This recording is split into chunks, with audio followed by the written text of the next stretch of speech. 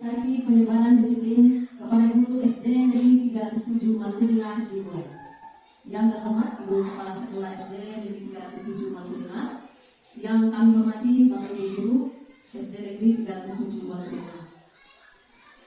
Puji syukur kita panjatkan kehadirat Tuhan Yang Maha Kuasa karena atas pernyataan Tuhan bagi kita semua, sehingga kita ada lagi di ruang lingkup pendidikan kami di sini guna untuk mengikuti sosialisasi penyebaran disiplin. Selamat pagi, Shalom. Adapun susunan acara sebagai berikut: 1. Pembukaan yang sudah kita lakukan bersama. 2. Sosialisasi penyebaran disiplin positif kepada guru SD Negeri 307 Malutengah. 3. Sholat keliling. 4. Doa. 5. Berdoa. Kita beranjak ke acara yang kedua, yaitu sosialisasi penyebaran disiplin positif kepada guru SD Negeri 307 Malutengah yang disampaikan oleh calon guru penggerak. Untuk itu kepada Ibu Udin, silakan.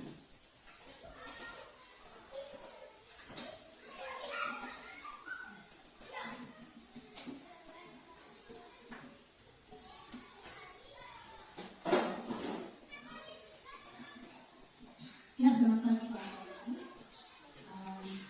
Terima kasih atas kesempatan yang diberikan bagi saya selaku CDP untuk melakukan sosialisasi penyebaran pemahaman budaya positif bagi Bapak Ibu Guru di SD Negeri 307 Malutengah. Saya mengucapkan terima kasih banyak kepada Bapak Ibu Guru yang sudah boleh hadir di saat ini dalam mengikuti sosialisasi ini. Sebelum saya melanjutkan kegiatan sosialisasi ini, saya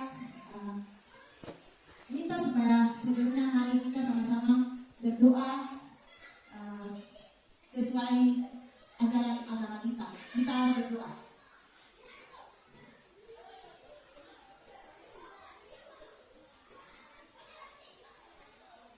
Berdoa selesai. Ya Bapak Ibu, kegiatan hari ini yaitu penyebaran pemahaman budaya positif kepada Bapak Ibu Guru yang ada di SD Negeri 307 Maluku Tengah. Tujuan dari kegiatan ini adalah setelah mengikuti kegiatan ini, peserta dapat memahami tentang budaya positif. Kemudian yang kedua adalah peserta dapat menerapkan budaya positif di sekolah.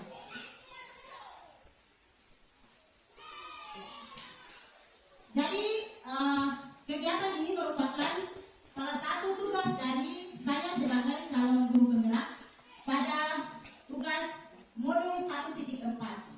Pada modul 1.4 itu kami mempelajari tentang materi-materi inti, yaitu budaya positif, paradigma belajar, disiplin positif, motivasi perilaku manusia, kebutuhan dasar manusia, posisi kontrol, dan segitiga restitusi. Selanjutnya ada beberapa pertanyaan yang sebelum kegiatan ini dilanjutkan, Bapak Ibu bisa menjawabnya secara bersama-sama atau ya nanti saya berikan kesempatan siapa yang menjawab tentang ya hubungannya dengan materi yang akan kita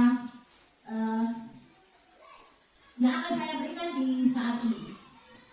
Yang pertama adalah tentang apa itu budaya positif. Ya, jadi mungkin Bapak Ibu sudah mendengar tentang budaya positif. Menurut Bapak Ibu itu budaya positif yang bagaimana tuh?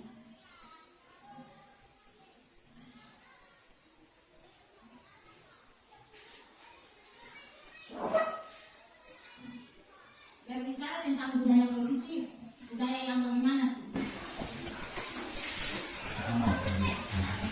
Ya, budaya positif menurut Bapak Mete bilang memberikan rasa aman bagi anak-anak. Ada yang lain Bapak Ibu? Budaya positif itu budaya dengan cara berpakaian yang bersih, rapi, sesuai dengan aturan yang ada di sekolah. Iya, baik, itu menurut Ibu Lili Hatta. Kemudian, ya, jadi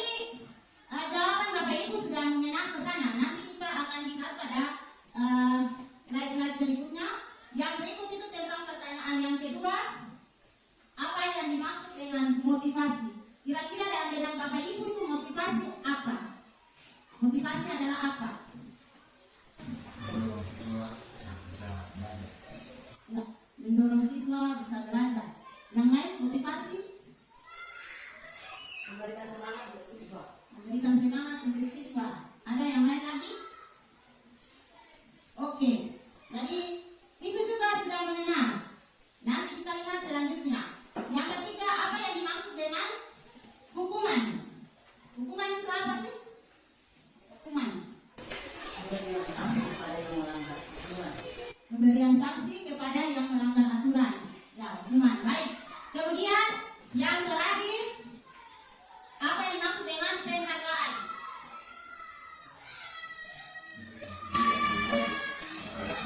Ya, menurut Bapak Guru bilang memberikan ujian yang baik kepada anak. Baik. Ya, semua itu merupakan pemandu bagi kita untuk penyampaian materi selanjutnya. Ya, dari Bapak Ibu di slide itu sudah ada. Budaya positif adalah nilai-nilai keyakinan dan akhirnya menjadi karakter atau ciri khas dari sebuah komunitas. Jadi nilai-nilai keyakinan yang nilai-nilai yang diyakini dalam sebuah komunitas. Budaya positif ini merupakan perwujudan nilai-nilai keyakinan universal. Nilai-nilai keyakinan universal. Jadi yang berhubungan dengan nilai-nilai yang diyakini, nilai-nilai yang baik menurut kita yang kita yakini, itu yang disebut dengan nilai-nilai karakter budaya positif. Ya, kalau budaya positif di sekolah ini berhubungan dengan pembiasaan hal-hal yang baik yang kita lakukan, mencakup sikap dan perilaku maupun tutur kata kita. Ya, jadi dilakukan oleh seluruh warga sekolah. Jadi budaya-budaya yang kita anggap baik, yang kita sudah lakukan secara terus-menerus, itu yang dibilang budaya itu. Jadi sudah tidak bisa diubah, sudah jadi kebiasaan. Selalu dilakukan berulang-ulang. Nah, mencakup sikap, perilaku maupun tutur kata. Di sana di sekolah ini kita membudayakan kebersihan, menjaga kebersihan. Menjaga kebersihan berarti seluruh warga sekolah sudah tahu bahwa hal yang diyakini itu adalah tentang kebersihan. Jadi harus menjaga kebersihan sekolah itu dengan cara apa saja, dengan perilaku apa saja. Pastinya semua warga sekolah bisa melakukannya dengan tidak membuang sampah sembarangan. Setelah makan sesuatu, kulitnya ditaruh di tempat sampah. Dan juga kita membiasakan kerja bakti secara bersama-sama bergotong royong membersihkan halaman atau lingkungan sekolah. Ya, itu contoh. Kemudian ada pembiasaan yang lain seperti di sekolah kita sini. Kita juga membiasakan beribadah setiap awal usbu, yaitu hari Senin setelah upacara bendera. Selesainya kita semua melaksanakan ibadah secara bersama-sama. Setelah itu, nanti pada akhir usbu di hari Sabtu setelah selesai proses pembelajaran, semua kita warga sekolah kembali lagi kumpul untuk melakukan ibadah tutup usbu. Jadi itu kan kegiatan yang sudah berlangsung lama, setiap waktu. Jadi dia merupakan suatu pembiasaan. Pembiasaan itu yang dinamakan budaya karena sudah membudaya setiap saat. Itu yang disebut dengan budaya. Budaya untuk beribadah itu merupakan suatu hal yang positif karena sesuai dengan kurikulum sekarang. Ada yang di BNC itu kan kita sudah sesuai dengan beriman, bertakwa dan berakhlak mulia. Kemudian Bapak Ibu, ya, jadi budaya positif ini diwujudkan melalui penerapan konsep. Ya, jadi budaya positif yang kita jalankan itu seperti tadi contoh itu, dua contoh yang diberikan, tapi ada banyak kebiasaan yang kita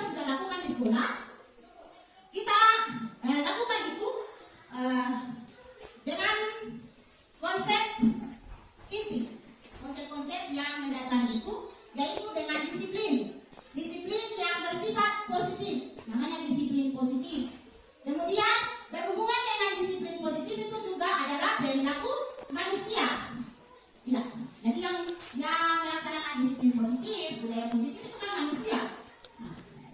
Nah, dalam motivasi perilaku ini juga berhubungan dengan hukuman dan penghargaan. Hubungannya dengan hukuman dan penghargaan. Kemudian kalau di sekolah itu juga berhubungan dengan posisi kontrol. Posisi kontrol, keyakinan sekolah, dan segitiga restitusi. Itu untuk penerapannya di sekolah. Oke. Kemudian kita lanjutkan dengan perubahan paradigma belajar. Ya.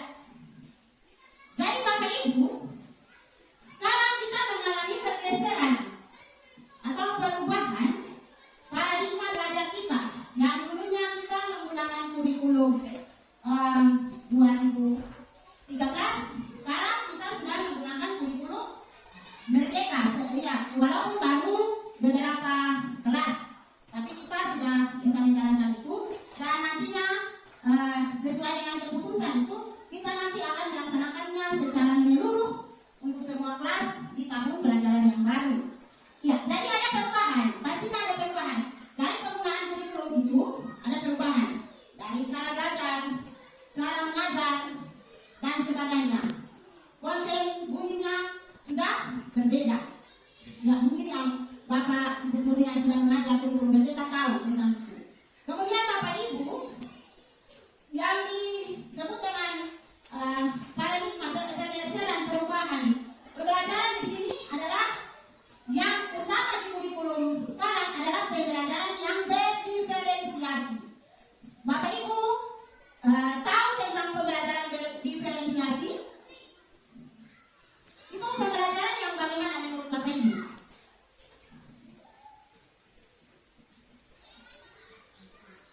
Pembelajaran berdiferensiasi ada yang tahu Bapak Ibu? Ada? Pembelajaran berdiferensiasi adalah pembelajaran yang tidak berpusat pada kebutuhan murid. Jadi disesuaikan dengan kebutuhan murid, minat murid. Ya. Jadi kalau Bapak Ibu merancang pembelajaran harus sesuai dengan kebutuhan murid-murid kita. Ya, kalau sekarang Bapak Ibu yang sudah melaksanakan kurikulum Merdeka itu, sebelum melaksanakan pembelajaran kan pasti harus berusaha untuk mengetahui kebutuhan murid. Dengan cara apa Bapak Ibu mengetahui kebutuhan murid? Iya, melakukan tes awal sebelum merancang dan melaksanakan pembelajaran atau bahasa kerennya bilang penilaian atau asesmen diagnostik. Ya. Jadi melakukan dulu penilaian diagnostik. Dari situ hasil penilaian itu baru Bapak Ibu bisa memetakan kebutuhan murid. Bisa tahu murid ini dia punya gaya belajar bagaimana, dia ini harus belajar dengan menggunakan media apa saja. Karena ada di antara kita selain murid, Bapak Ibu dan saya juga punya gaya belajar masing-masing. Pasti ada Bapak Ibu yang suka belajar sambil dengar lagu. Ada Bapak Ibu yang suka belajar sambil nonton televisi baru mengerti. Ada yang suka belajar sambil makan-makan. Atau belajarnya bisa paham kalau belajar sambil tidur-tiduran. Ya, dan itu gaya belajar. Gaya belajar kita juga pasti ada murid kita yang memiliki gaya belajar seperti itu. Dan kadang-kadang ada anak yang suka belajarnya dia tidak duduk pada satu tempat saja. Pasti dia suka berpindah-pindah. Itu gaya belajar, namanya gaya belajar kinestika.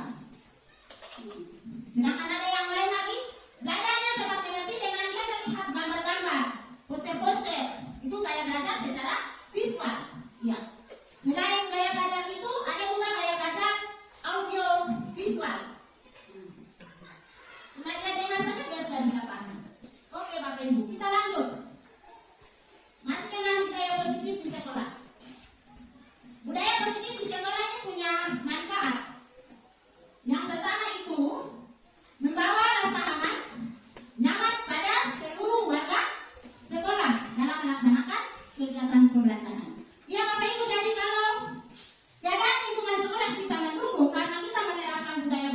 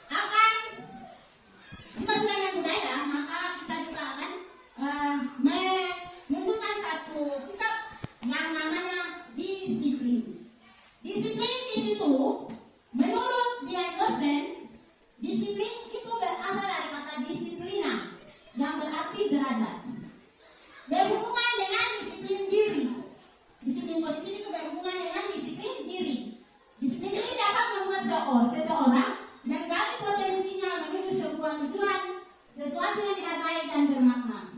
Dengan kata lain, disiplin mempelajari bagaimana cara kita mengontrol diri dan menguasai diri untuk mengacu pada nilai-nilai yang kita hargai.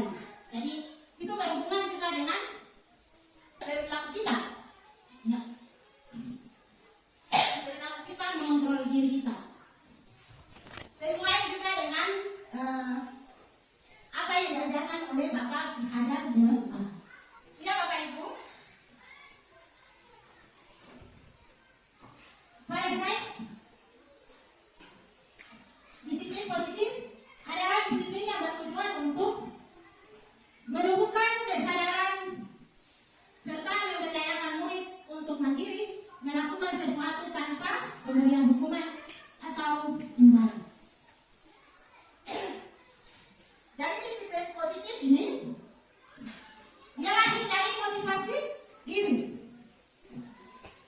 Harus dilakukan didasari oleh kesadaran diri sendiri, dilaksanakan tanpa hukuman dan pengharapan.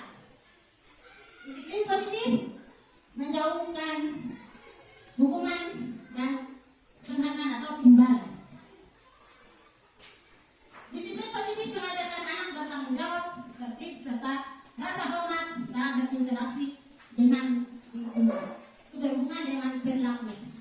Jadi ketika orang sudah berdisiplin, pasti dia punya rasa tanggung jawab itu tinggi.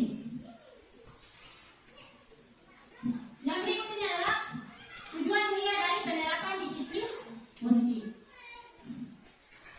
Penerapan disiplin positif itu bertujuan untuk membentuk murid-murid yang berkarakter, berdisiplin, santun, jujur, peduli, bertanggung jawab, dan merupakan pelajar sepanjang hayat sesuai dengan standar kompetensi lulusan yang diharapkan. Dan jadi kalau lihat terbentuk murid-murid yang berkarakter, berdisiplin, jujur, setia, peduli, tanggung jawab, itu juga merupakan bagian dari profil pelajar Pancasila. Baik Bapak Ibu, kita lihat berhubungan dengan disiplin tadi, ada nilai-nilai kebajikan universal, nilai-nilai yang diyakini, nilai-nilai kebajikan yang diyakini secara umum, yaitu keadilan, integritas, kehormatan, peduli, kejujuran, mandiri, berprinsip, tanggung jawab, kesabaran, dan keamanan. Berhubungan dengan pendidikan, karena kita sekolah, nilai-nilai kebajikan yang kita yakini, yang sekarang sesuai dengan kurikulum Merdeka itu adalah profil pelajar Pancasila. Ya, kita coba sama-sama ucapkan sekali lagi 6 dimensi yang ada pada profil pelajar Pancasila. Yang pertama apa Bapak Ibu? Iya, kemudian kuat Bapak Ibu, kuat. Mandiri,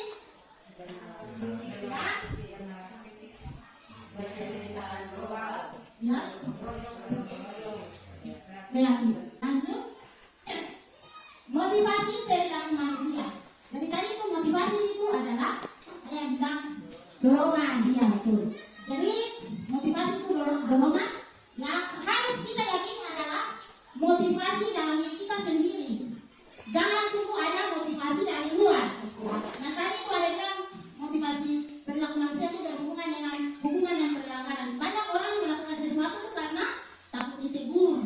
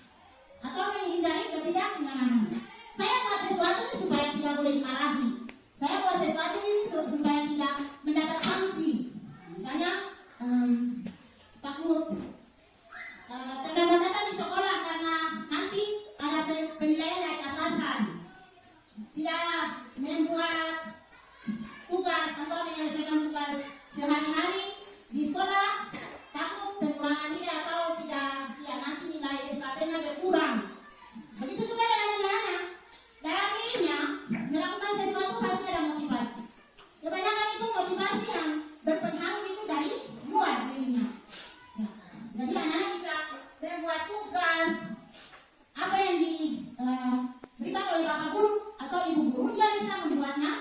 Itu karena mungkin dia punya motivasi, nah saya harus buat, kalau tidak saya dimarahi bapak guru. Saya harus buat, kalau tidak saya tidak bisa dapat hadiah dari bapak guru. Jadi itu merupakan motivasi dari luar. Tapi kalau ada motivasi dari dalam dirinya, ya saya harus buat, karena ini merupakan tanggung jawab saya. Saya harus buat supaya saya memang benar-benar ingin untuk melaksanakan ini dan menjadi anak yang berhasil misalnya. Jadi dari dalam dirinya sendiri. Jadi tidak membutuhkan imbalan atau penghargaan. Dia kerja saja dengan sukacita karena dia tahu itu merupakan tugasnya. Nanti kan pasti dia yang menikmati hasil kalau memang dia punya pekerjaan itu baik. Tapi intinya dia tidak mengharapkan imbalan untuk dalam melaksanakan sesuatu. Ya. Kemudian menjadi orang yang mereka inginkan dan menghargai diri sendiri dengan nilai-nilai yang diyakini. Ya. Jadi motivasi yang ketiga ini menjadi orang yang mereka inginkan dan menghargai diri sendiri dengan nilai-nilai yang diyakini. Jadi dia mau melaksanakan tugas yang diberikan ibu bapak guru itu karena memang dia yakin bahwa itu merupakan tugasnya.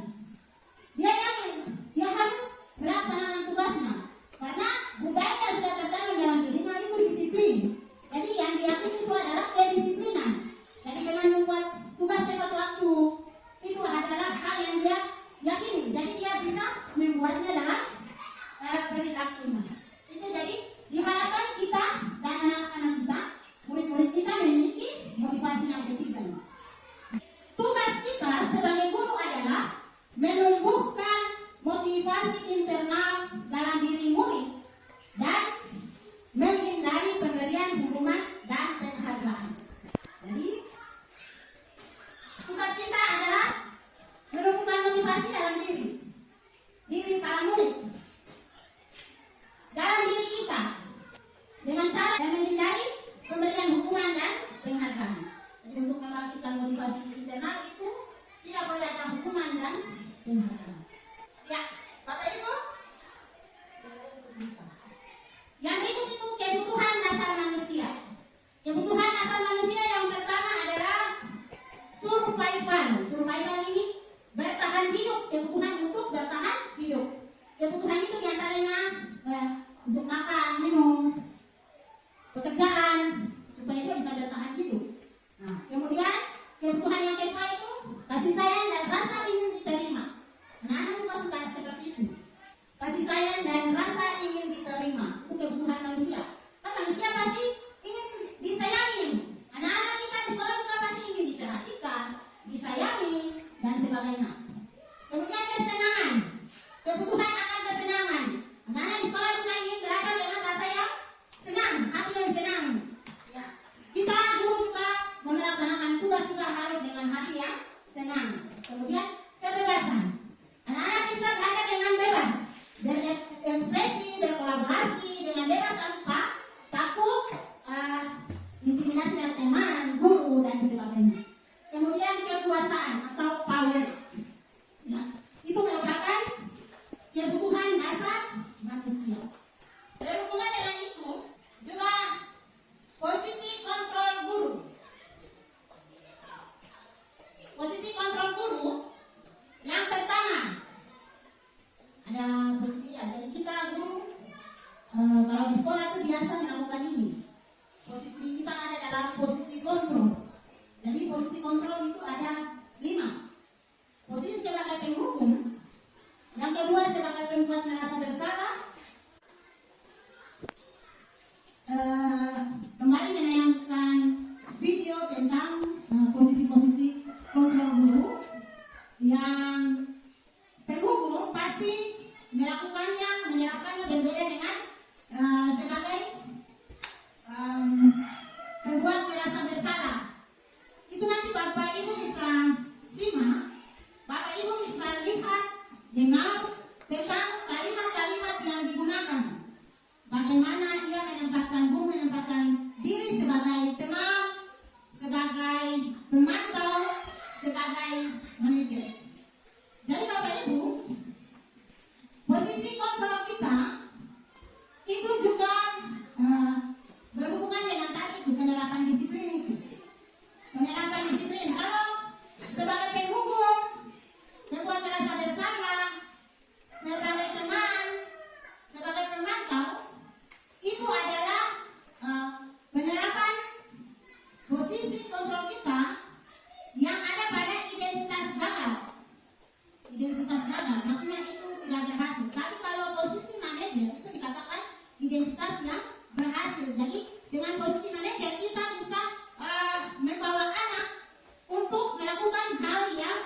bisa ia lakukan dan sudah ia yakini, dan itu menjadi sebuah tanggung jawabnya.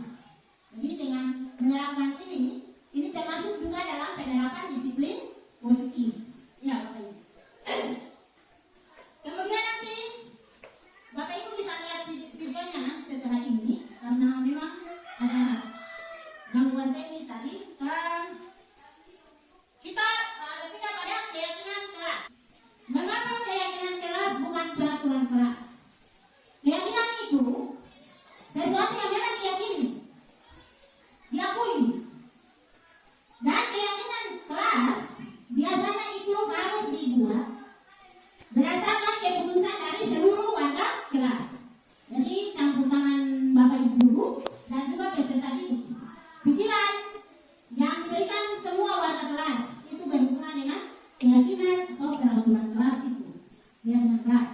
Kalau peraturan jangan, kalau kita ada peraturan berarti sesuatu yang diturunkan langsung. Ya. Peraturan itu biasanya dibuat oleh sepihak saja. Tapi kalau untuk keyakinan kelas ini diharapkan untuk semua warga kelas yang membuatnya. Motivasi seorang secara intrinsik itu berhubungan dengan nilai keyakinan kelas itu.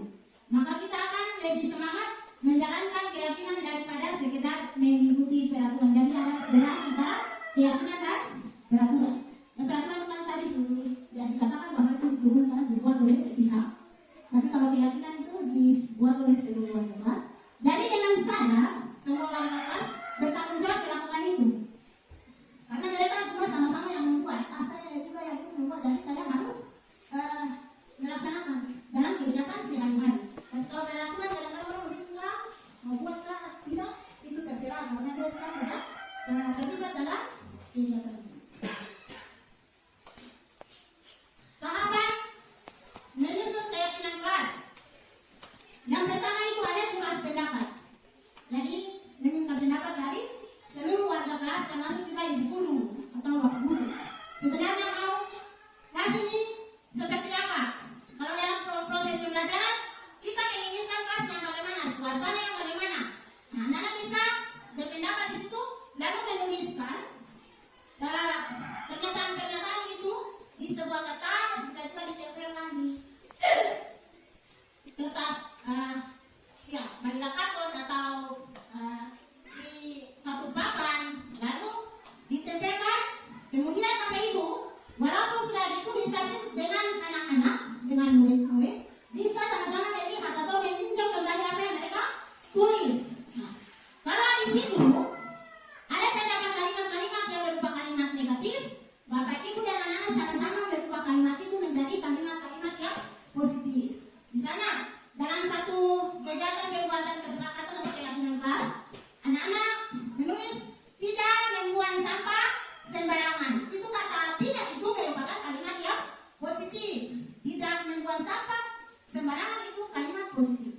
Kita guru berusaha membimbing mereka supaya dalam pembuatan keyakinan kelas itu tidak menghasilkan kalimat-kalimat yang negatif. Kita bisa merubahnya dengan kalimat membuang sampah pada tempatnya. Jadi kalimat, kalau ada kalimat yang pakai kata tidak, Bapak Ibu yang kalimat-kalimat yang sudah ditempelkan itu Bapak Ibu bisa mari anak-anak kita lihat ini ada berapa kalimat negatif, mari sama-sama kita buat dia menjadi kalimat yang positif. Nah, setelah itu baru Bapak Ibu mulai menyusun kira-kira yang mana yang harus ditempelkan pertama, kedua,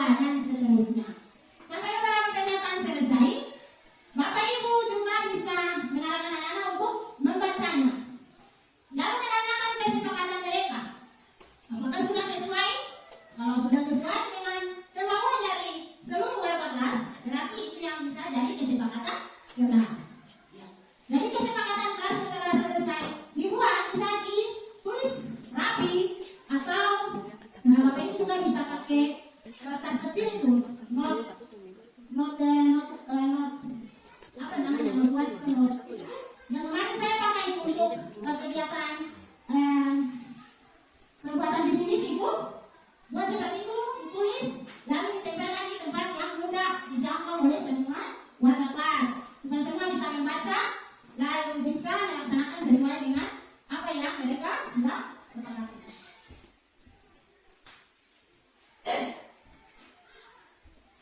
Yang berikut, ya, penerapan segitiga restitusi. Ya, penerapan segitiga restitusi, Bapak Ibu. Jadi di sini guru harus melaksanakan tugas dalam penerapan disiplin positif itu tanpa ada hubungan. Kalau untuk penerapan segitiga restitusi ini adalah penerapan disiplin yang dibuat tanpa hukuman dan penghargaan. Yang menghindari hukuman. Ada 3 tahap dalam segitiga restitusi. Yang pertama itu menstabilkan identitas. Yang kedua, validasi tindakan yang salah. Yang ketiga, menanyakan keyakinan. Tiga ini adalah contoh penerapan segitiga restitusi di kelas. Oke.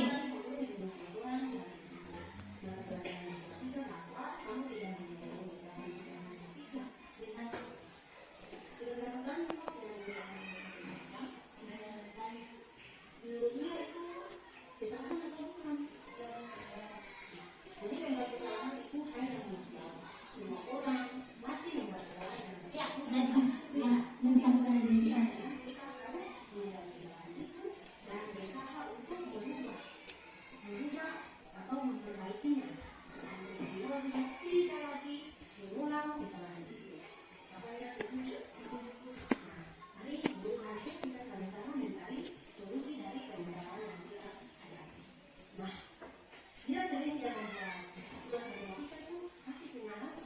Ini Pak Delas gimana?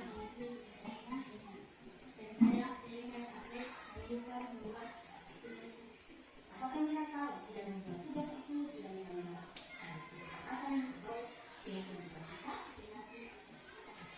kira-kira kesepakatan atau keyakinan apa yang kita lakukan? Ini sudah tahap ketiga, menanyakan keyakinan.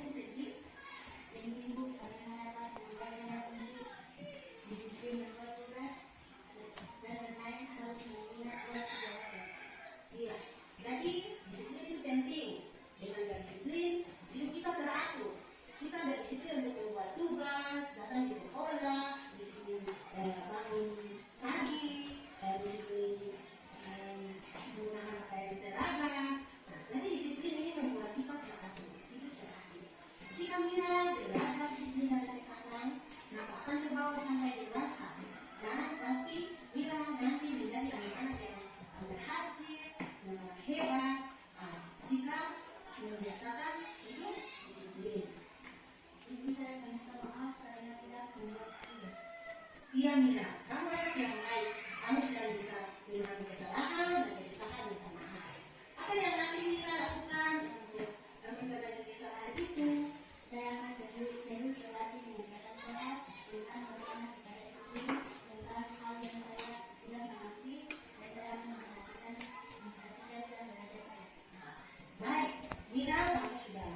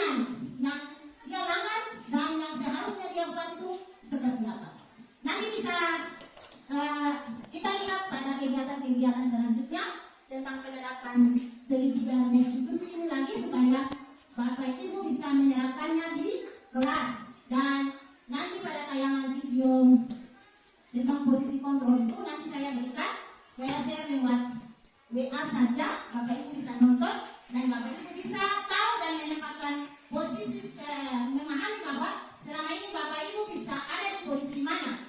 Ya. Kebanyakan itu karena kita ada di posisi-posisi yang beridentitas sebagai, jadi kebanyakan untuk ada pada posisi sebagai manajer, karena kita dulu adalah manajer. Ya.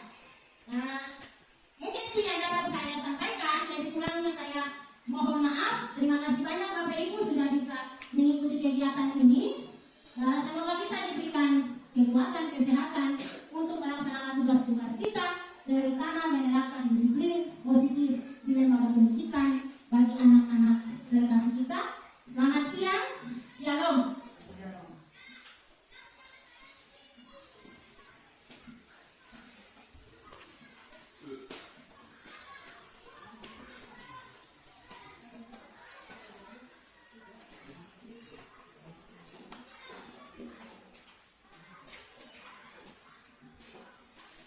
Ya, terima kasih Ibu. Ini saatnya kita beranjak ke acara yang berikut, yaitu kita masuk dalam soal ini. Dari kesempatan diberikan bagi Bapak Ibu guru, mungkin ada pertanyaan atau usul saran yang perlu disampaikan, dipersilahkan.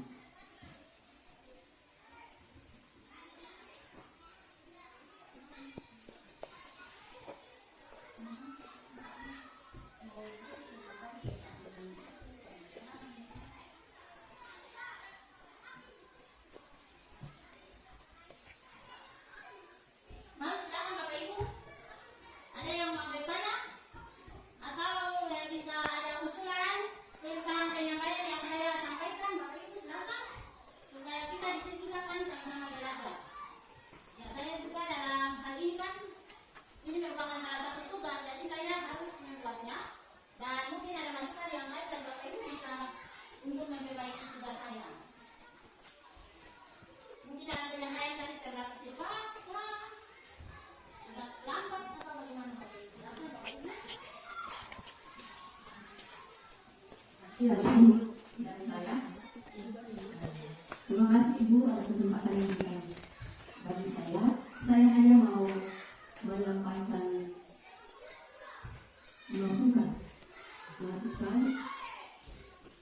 masukan serta saran. Ya, dengan apa yang tadi sudah Ibu sampaikan atau menjelaskan tentang terkait dengan motivasi yang harus kita gunakan atau ya, kita gunakan saat melakukan proses pembelajaran di kelas.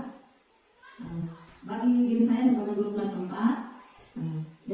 dengan penjelasan yang disampaikan oleh Ibu sebagai calon guru penggerak, ada banyak kekurangan yang didapati oleh diri saya. Yang kekurangan saya di dalam kelas yaitu saya kurang di dalam memberikan motivasi. Jadi dengan apa yang sudah disampaikan oleh Ibu sebagai calon penggerak di saat ini,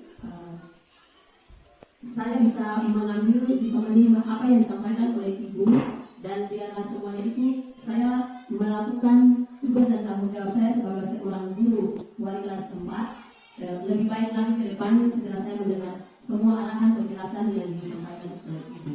Itu saja yang saya sampaikan di saat ini. Terima kasih.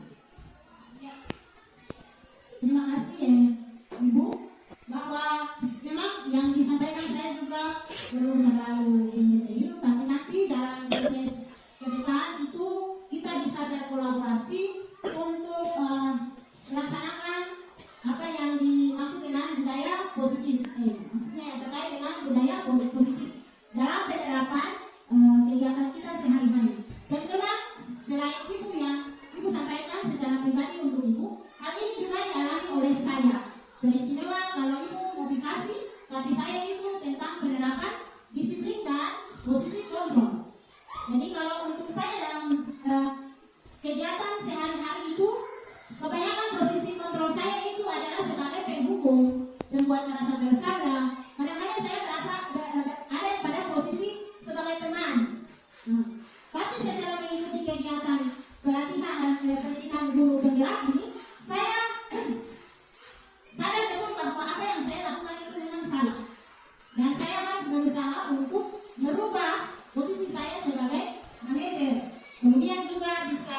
menerapkan segitiga restitusi itu dalam penyelesaian masalah-masalah siswa di sekolah. Jadi ini memang hal-hal yang baru bagi kita. Memang kadang kita juga sudah melaksanakan, tapi kita tidak sadar bahwa itu kita sudah laksanakan.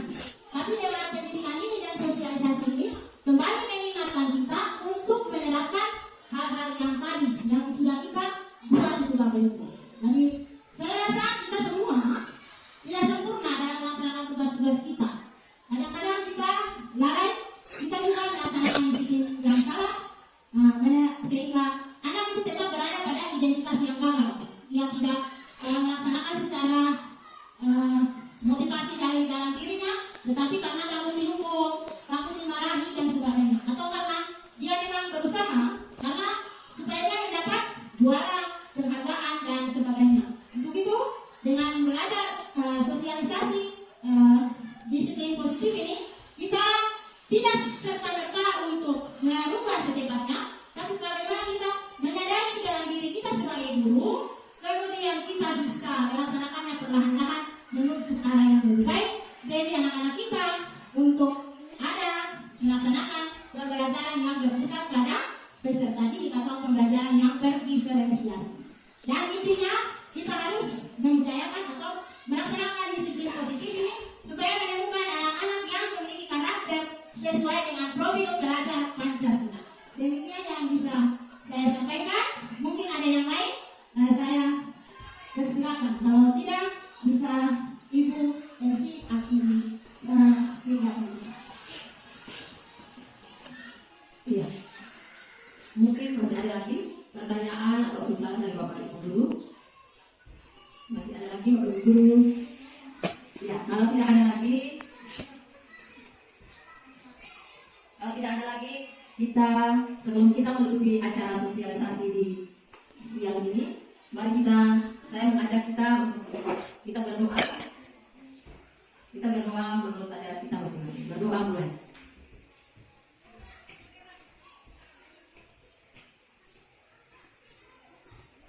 Berdoa selesai. Dengan berakhirnya doa tadi, maka berakhir pula seluruh rangkaian acara sosialisasi kita di saat siang ini. Terima kasih, selamat siang, shalom. Hari ini kita akan membuat kesepakatan teras kita. Ya, tapi sebelum kita memulai kegiatan, Ibu Guru minta Uten untuk pimpin doa di depan.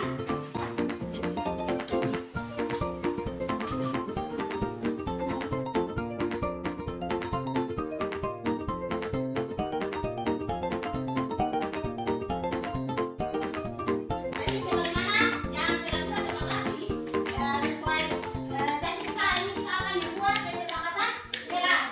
Ya, kesepakatan kelas itu fungsinya untuk mengatur tentang apa saja yang bisa kita lakukan di kelas. Jadi peraturan kelas berfungsi untuk bagaimana kita bisa lebih menata kelas kita dalam hal ini, misalnya tentang kebersihan, ketertiban, hal-hal yang menyangkut dengan hal-hal yang baik yang kita inginkan terjadi di kelas.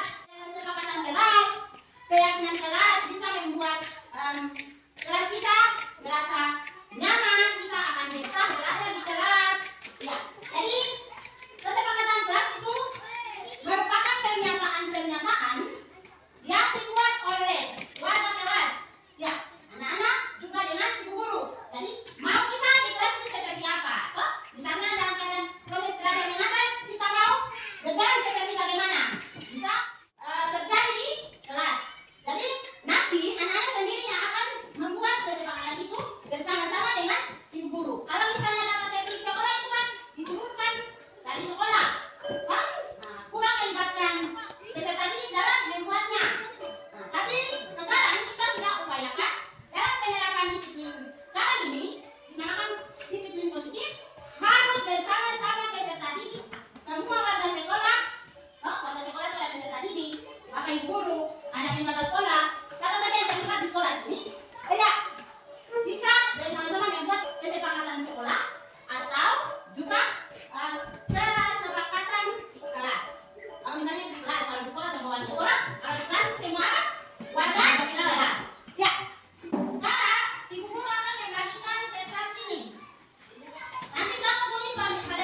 yang tidak